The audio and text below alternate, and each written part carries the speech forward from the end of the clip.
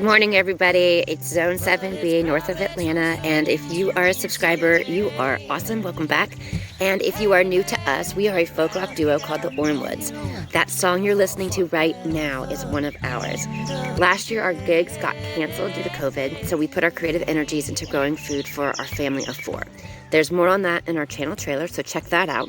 We film garden tours every Sunday and behind-the-scenes videos every Thursday. So if you want to be along for the ride, and we hope you do, hit the subscribe button. It's quick, easy, and free. Also, we want to let you know that in every single video, we do video chapters so that you can get to the content you're the most interested in the quickest. That is something we really appreciate when we're watching YouTube videos, and we want to make it easy for you to find what you're looking for. So this week, we are going to be talking about lots of different things, particularly a gross drink I made, the fact that our broccoli and kale that overwintered bolted, finding a ton of potatoes that we forgot about, Claire getting ants in her pants and putting herbs out way too early probably, but we'll see, getting strawberries into wood chips. Look at those, aren't they pretty? Getting the radishes harvested and radishes kind of taking over the beds, getting Brussel sprouts planted, and that's a weird mushroom we found. And y'all, here's the weekly drone shot.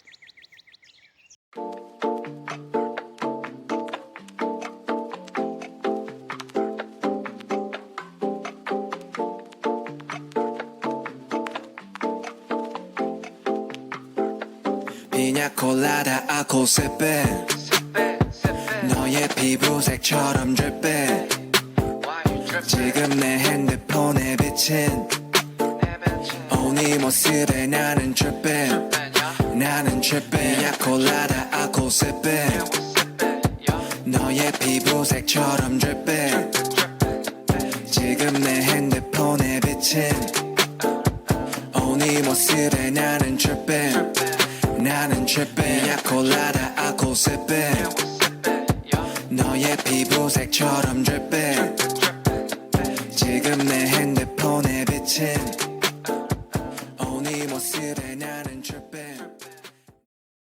So we've had a pretty major hiccup. This is what a broccoli plant looks like when it flowers and bolts.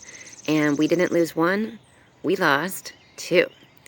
And we were banking on this food and part of our garden planning and how we were accounting for seed starting. This is a kale that looks like that's a little floret. It might flower as well. I didn't understand that the broccoli and kale that I had that was from last fall, if we had any sort of big temperature fluctuations, would bolt, meaning it's kind of over for that plant.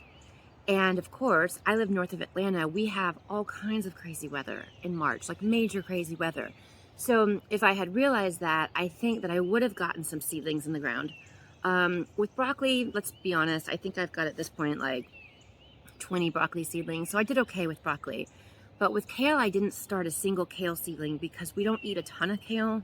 And I already had, in my opinion, 4 big plants and 2 little ones, and that was going to be enough. But if I'm going to go lose that kale, and possibly lose the second one that was a start, which I think is really possible. And now I'm starting from seed when we're on the end of the cold weather. That was probably a mistake. So that's something that I'm going to chalk up to you live and you learn, and I might, do differently next year. If your kale starts to go to flower, which I think mine is, it's going to bolt. It's still edible. The flowers are edible. All of it is edible. So we're just going to try to eat that first. So yesterday, I actually harvested a lot of kale and Swiss chard and even some radishes. I had the ridiculous idea to stick it in the juicer because I was having such a busy work day. And I was like, I don't have time to cook this. Let me throw it in the juicer and I'll drink it, which I normally like that kind of stuff. But this was like, oh my God, that's disgusting. It's so disgusting. I don't know that I can do this.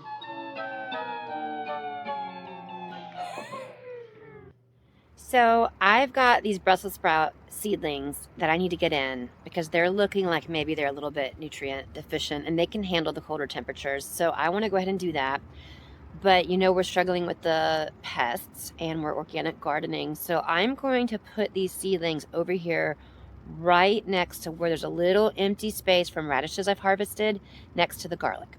So I'm going to do that right now, and hopefully the garlic is going to really help protect the Brussels sprouts from the pests. The Brussels sprouts on the other bed, they're planted near garlic, and they are far less pest infested than the cabbages and the broccolis that don't have any kind of protection. So let me show you what I'm talking about. This is garlic, and I've got radishes interplanted with it, but those radishes are soon going to be ready to come up. But there's almost like a little row right here that I could get these Brussels sprout seedlings in, and then as these radishes, you know, get harvested in the next 2 weeks, I would think, they'll have even more space to go around, and they're not going to get in the way of the parsnips that I planted earlier in the week. So let me get going on that. So these are the seedlings. There's a couple that are still little. Those on the end are little, but there's a few that are big, and their leaves are sort of turning. Let me see if I can get it to you. The leaves are turning a little bit of a color I'm not crazy about. Can you see that? So I think because they are cold hardy and they've got more than 2 true leaves, I'm going to go ahead and get them in. And Brussels sprouts need about a full square foot. Some people even do 18 inches. I kind of like to do things a little bit higher intensity over here. But let me get these into the ground. Kind of just want to pop it out and be gentle. Their plants maybe are more resilient than we think, but still.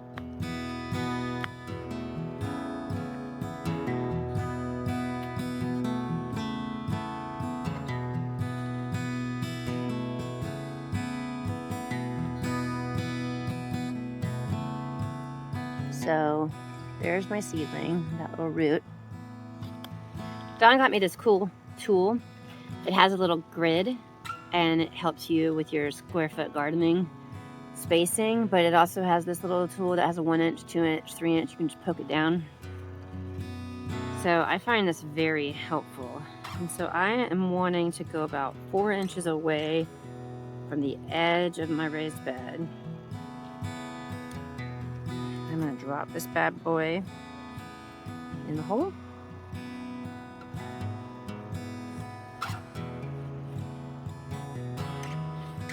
If you remember from a couple of weeks ago, we did the broccoli experiment, and I put some seedlings right here in this radish bed, which I'm going to have to do something with this because, y'all, when I put the broccoli in there, the radishes were not this big. You could see the broccoli. Now the broccoli is buried. So this is the broccoli.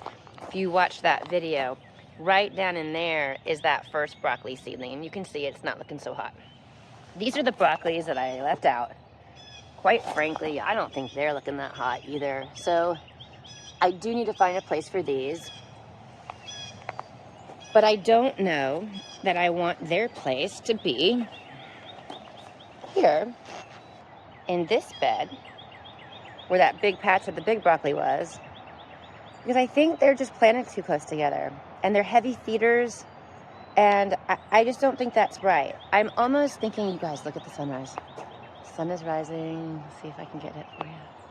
Isn't that so pretty? I just love it. I am definitely a morning person. My husband is definitely not a morning person. We have very different internal rhythms. But anyways, you can leave us a comment and tell us which one you are. Are you a morning or a night person? I think I want to explore, and maybe you guys can have some feedback on this. Maybe I want to do like a bush bean right there, because they're nitrogen fixers and they'll put a lot of nitrogen in the soil. And that might help me support these broccolis. The other thing that I want to just bring your attention to, if you're noticing from last week, is I mulched it. I took some of those wood chips from the trees we had cut down, and I heavily mulched this bed. Sometimes when broccoli or kale bolts, it's not because of the air temperature, it's because of the soil temperature. And I had not mulched this yet. So the mulch is going to help keep your soil cooler. So that was something I went through yesterday. I mulched this bed too, very heavily. And look at that. That is a critter. I did not mulch it and leave it like that. Something got into our bed last night. Something got in right there too. All right, we need like a critter cam, some sort of nest cam out here. covering the potatoes we just planted. Thank you. We planted 54 seed potatoes from Wood Prairie Farm a couple of weeks ago. And then when I was doing something in the basement, I found all of these potatoes that I'd put aside from last year to plant that I forgot about.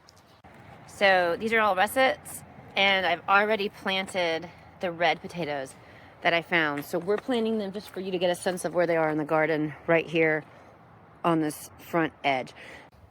Because we already have a video where we showed me planting it and filmed the whole thing and then sped it up, I just, would refer you to that if you want to see how you plant potatoes. We'll make sure you have the link, and we'll put the link in the description. But this would be interesting to compare the organic seed potatoes and how they do to these potatoes from last year that, quite frankly, I saved from a grocery store run. So they may or may not produce. They're all sprouting though, so it looks like something could happen. There is something that I want to show you though that I did not show in the last video. And that is when you're planting the potatoes, a lot of people suggest that you cut this into segments so that you would get multiple. See how there's a little sprout right there? And there's other little ones. So you could cut this up into 5 or 6 little pieces and then plant it. We've done that before. We got okay results. But we've also planted the potatoes just whole and actually got better results. So we've sort of decided, even though the conventional wisdom is to cut these up and blah, blah, blah, our harvests have always been much bigger, especially with the store-bought potatoes, when we're just planting them whole. So that's what we did. Now, the ones that came from Wood Prairie Farm were organic potato seeds, so they were already much, much smaller. You guys, we ordered 25 bare root strawberry plants from Stark Brothers. And I ordered these last fall. They came when the trees came, and they are now no longer dormant. They are out of dormancy, and we don't have our raised beds built yet for them. So I need to plant them today, and I'm going to plant them over here in our now cut off tree bed because I have always wanted a strawberry patch. So in case you don't know, strawberries grow runners. And so when you plant them, they'll grow a runner and they'll start a new plant. And so you can really have a strawberry patch, and you can have new plants for next year. So I know a lot of people do them in the green stalks and then in containers, but I don't know how you get that to come back next year when you do that. So we're going to dedicate this little patch of land, and then as the runners come, we'll train the runners to grow out this way, not in the pathway, and hopefully we can get some really delicious fruit this year. So here's the strawberries once they're planted. You want to have the crown part sticking up. You don't want to bury that into the ground. But I'm really excited about this. I've always wanted to have a little strawberry patch, and I'm hoping that this works out.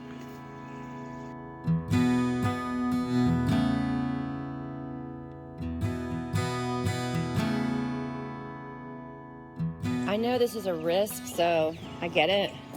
But again, just like my dill, my parsley seedlings were really getting big. And it's been so warm, and I had the option of potting them up again, but honestly, I didn't really have the right size pots, and I really am running out of room with grow lights with all my tomatoes and jalapenos. And I just decided to put them in here. And so far, I put 4 in a square foot, and they're all doing great.